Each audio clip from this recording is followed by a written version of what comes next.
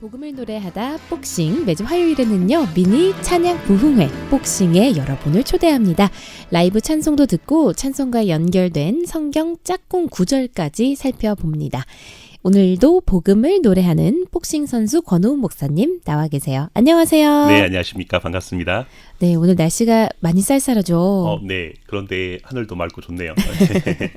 그렇습니다. 저는 털옷을 입고 목사님은 반팔을 입고 이렇게 한 공간에서 복음을 노래하고 있습니다. 그렇죠? 네. 알겠습니다. 오늘 복음 찬송 어떤 거예요? 네, 오늘의 복음 찬송가는 150장 갈보리산 위에를 준비했습니다. 네, 여러분 오늘의 복음 찬송은요. 찬송가 150장 갈보리산 위에입니다. 선정 이유 말씀해 주세요. 네, 라이언 일병 구하기라는 영화를 잘 아실 텐데요.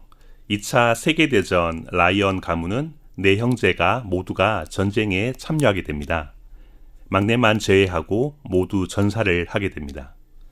미 행정부는 막내 제임스 라이언만이라도 살려보내는 것이 그 어머니를 조금이나마 위로하는 것이다 라고 생각하게 됩니다. 그래서 공수부대 밀러데이에게 적진 한가운데 있는 라이언 일병을 구해 집으로 돌려보내라는 명령을 하게 됩니다. 네.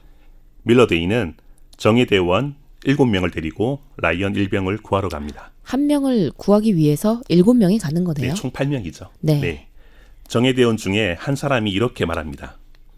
한 사람을 구하기 위해 8명의 목숨을 걸어야 합니까? 대원들도 자신들에게 어머니가 있다고 하며 불만을 드러냅니다. 한 사람의 생명이 귀중하다면 다른 사람 생명도 역시 소중한 것이 당연합니다. 밀러데이는 그러한 부활을 추스르고 마침내 극적으로 라이언을 찾게 됩니다.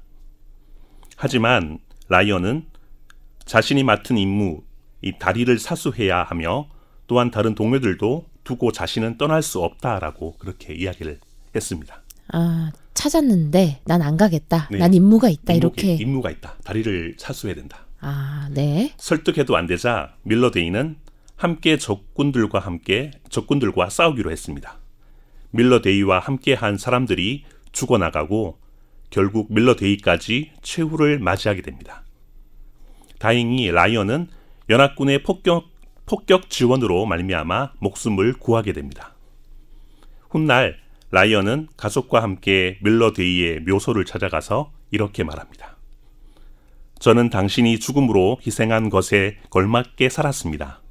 라고 고백하며 자신을 대신하여 죽음을 선택한 고마움에 눈물을 흘렸습니다. 자기를 위해 희생한 사람이네요. 그렇죠. 네. 라이언 일병 구하기에 가장 아름다운 장면이 있는데요. 밀러데이가 죽어가면서 이것을 받아 부디 살아남아 잘 살아라는 그런 대사입니다. 우리의 희생을 받고 우리의 희생을 영예롭게 하라는 그런 이야기입니다. 라이언 일병은 그들의 희생을 통해 자신의 삶이 헛되지 않게 보람있고 의미 있는 삶을 살았다고 고백한 것입니다. 네. 예수님은 하지 않아도 될 십자가의 희생으로 동일하게 이것 받고 부디 잘 살아라 하시며 우리에게 동일하게 이렇게 말하시는 것 같습니다. 예수님의 희생에 명예롭게 사는 것, 이것이 우리가 지켜야 할 삶과 사명일 줄 믿습니다. 네, 예수님께서 이제 십자가를 지고 돌아가시면서 남은 우리에게 이것 받고 부디 잘 살아라 라고 말씀을 하시는데 우리도 자신 있게 그 희생이 헛되지 않게 잘 살고 있습니다. 라고 말을 할 수 있어야 될 텐데 말이죠. 그렇죠. 우리가 언젠가 예수님 만날 텐데 네. 그때 저는 이렇게 살았습니다라고 예수님께 떳떳하게 고백할 수 있는 그런 삶이 되어야 될 것 같습니다. 네, 아멘입니다. 이 찬양에 어떤 비하인드 스토리가 있어요? 이 찬양에는요. 작사 작곡가인 베나드 분이 작사 작곡을 했는데요. 네. 광부의 아들로 태어났습니다. 어려서부터 예수님을 믿었는데 16살 때 아버지가 돌아가셔서 목사가 되고 싶었으나 가정의 생계로 인해서 가정을 돌보다가 결국 이후에 결혼 후에 기회가 되어서 목사가 되었다고 합니다. 그리고 여러 편의 곡을 쓰면서 부흥사로 활동을 했다고 합니다. 네, 그렇습니다. 목사가 된 베나드라는 광부의 아들이 이 곡을 작사, 작곡을 했다고 합니다. 오늘도 복음을 노래하다 복싱 퀴즈 준비돼 있습니다. 오늘 정답은요. 세 글자거든요. 옛날에 임금님이 곤룡포를 입을 때 쓰는 관을 이것이라고 했습니다. 성경에서 예수님이 십자가 고난 받으실 때 형벌을 받으셨는데 그 중에 하나로 가시 땡땡땡을 받으셨습니다. 가시 땡땡땡, 이 땡땡땡에 들어갈 세 글자 맞춰주시면 됩니다. 우리가요, 의의 이것이라고 하기도 하고 생명의 이것이라고 부르기도 합니다. 이거는 믿는 자들에게도 주어지는데요. 신자는 예수님이 다시 오실 때 이것, 의의 땡땡땡을 받는다고 하죠. 어렵지 않습니다, 여러분. 문자 샵 1032번으로 레인보우 게시판으로 보내주세요. 권호은 목사님의 라이브 찬양 함께 들을게요. 찬송가 150장입니다. 갈보리산 위에.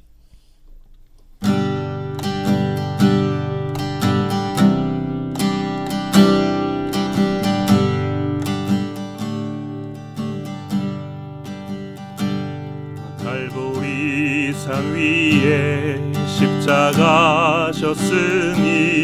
주가 고난을 당한 표라. 험한 십자가를 내가 사랑함은 주가 보혈을 흘림이라. 최후 승리를 얻기까지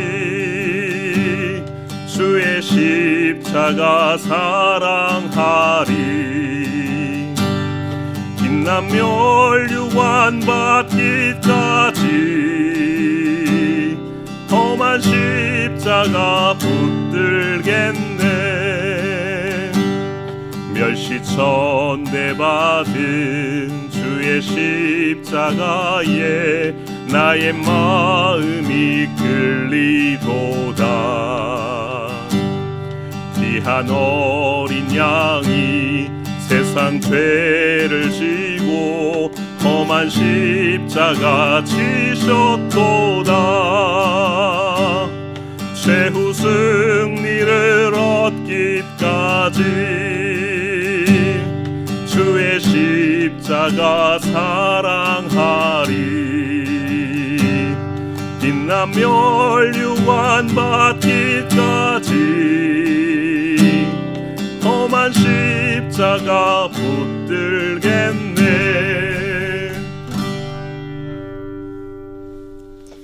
네, 오늘 함께한 찬송은 찬송가 150장 갈보리산 위에 였습니다.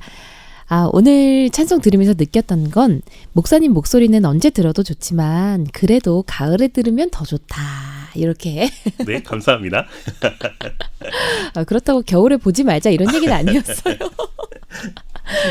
오늘 복음 찬송과 연결된 짝꿍 말씀은 어떤 거예요? 오늘 찬송가 560장에 보면 요한복음 19장 18절 말씀이 있습니다. 네. 그들이 거기서 예수를 십자가에 못 박을세. 그러실 필요는 없지만 예수님이 왜 십자가에서 모진 고난을 받으시고 우리를 구하셨는지 다시 한번 그 은혜를 생각해 보면서 말씀을 준비했습니다. 네. 첫째로 보면 12절과 16절에 보면 빌라도가 예수님을 놓아주려고 했습니다. 물론 선한 의도가 있었지만 결국 자신의 자리를 지키기 위해서 예수님을 죽이게 됩니다. 우리가 진리를 붙들지 않고 현실의 이익을 추구하다 보면 결국 왕이신 예수님을 밀어내게 될 것입니다. 어떤 상황에서도 예수님을 선택하고 그분을 진정한 왕으로 모셔서 우리가 살아가야 될 줄 믿습니다. 네, 저는 근데 이 요한복음이 너무 좀 슬퍼가지고 네, 그렇지 않나요? 조금요. 네, 좀 슬프잖아요. 네. 그래서 잘 그 말씀 받을 때 목사님들께서 이제 설교하실 때 아니면 잘 찾아보진 않게 되는 것 같아요. 그래요? 네, 오늘을 계기로 한번 다시 한번 읽어보는 네, 걸로. 읽어보겠습니다. 아멘입니다. 네, 고맙습니다. 두 번째는요? 두 번째로 17절과 18절에 보면 예수님이 십자가에 못 박히게 되는데요. 예수님은 십자가를 지고 골고다 언덕에 오르셨습니다. 갈보리 산에 올라서 우리의 죄를 담당하시고 참혹한 십자가형을 받으셨습니다. 나를 위해 고난 받으시고 죽으신 이유는 우리를 살리시기 위함입니다. 라이언 일병을 살리려고 대신 죽은 밀러 데이의 잘 살아의 의미를 기억하면서 예수님이 주신 생명의 의미를 잘 받들어서 우리도 잘 살아야 될 것입니다. 아멘입니다. 마지막으로 19절과 22절에 보면 빌라도는 예수님의 십자가 위에 명패를 붙이는데요. 히브리어, 라틴어, 헬라어로 기록해서 유대인만 아니라 모든 사람이 알아보게 했습니다. 나사렛 예수 유대인의 왕이라고 씁니다. 즉 빌라도를 통해서 예수님이 온 인류의 왕임을 보여주는 사건입니다.